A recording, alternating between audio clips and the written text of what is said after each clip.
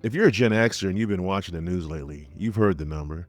They say you need a minimum of $1 million to retire safely.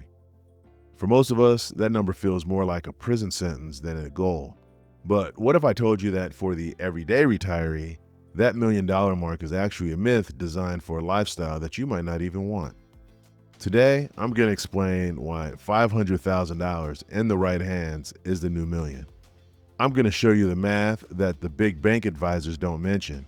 And later in this video, I'm going to share that one lifestyle variable that matters more than your actual account balance.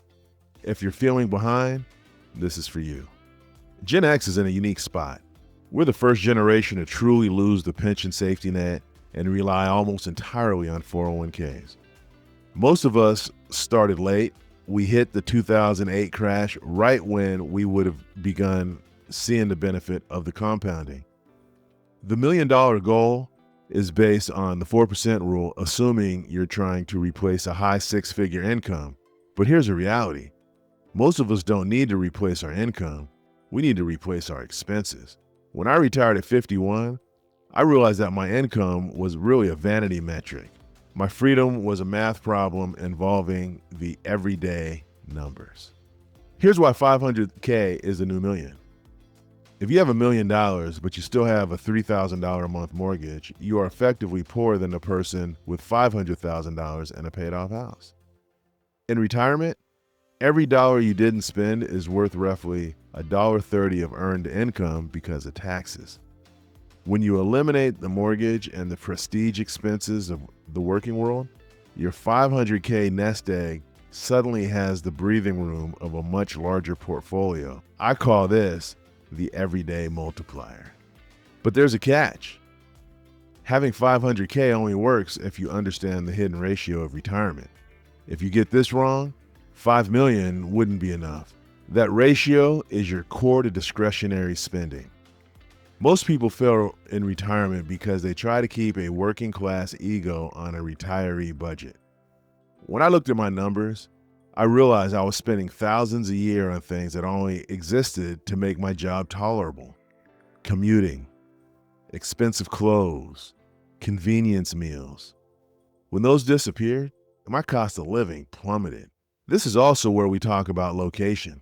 Folks, you don't have to move to another country, but simply moving 50 miles away from a high-tax city can turn a failing 500K portfolio into a surplus. It's about being tactical here as a retiree, not a rich one. I talk a little bit about how we moved from a town that was about 75 miles away to the town that we're in, which was moving one big city to another big city just to cut down on those expenses, and it made all of the difference in the world. The final reason 500K is a new million is the time variable. If you wait until you have $1.5 million, you might be 67 or 70 years old. Your go-go years, the years where you can actually hike, travel, and enjoy your health, are finite. I chose to retire at 51 with less because I valued my time at a higher exchange rate than my dollars. You can always make more money. You can never make more 51-year-old knees.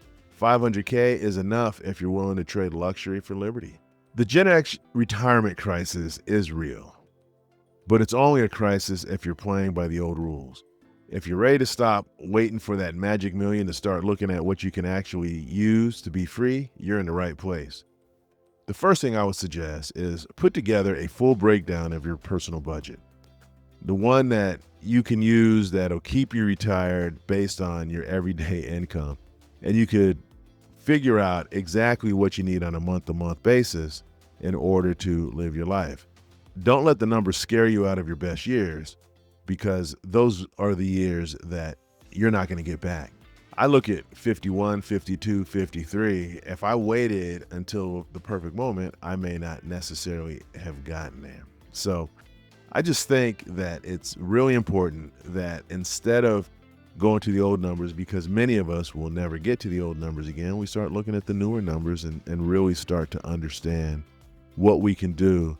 I would ask you, what's your freedom number? Is it really $1 million or is it something else? Once you start to think in those terms and start to think what your number is, because your number is going to be different than my number, which is going to be different than somebody else's number, Once you understand what that number is, now you've got something that you're going to work with and you're going to find yourself in a better spot. So anyhow, I just wanted to give you this quick one because I know a lot of us out there struggling with it. I know a lot of us out there are trying to figure out what the number is. And I know a lot of you out there are looking for somebody to tell you what their number is. And I don't share my number because I don't think it is helpful, because each of us are going to have a different number.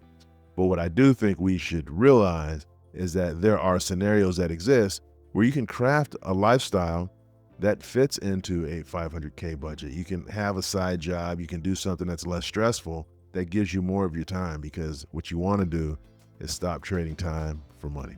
That's about all I had for today. It's never my expectation that everybody retire early, but it is my expectation that you live your best life. So on that note, have a good rest of your day, and I will talk to you soon.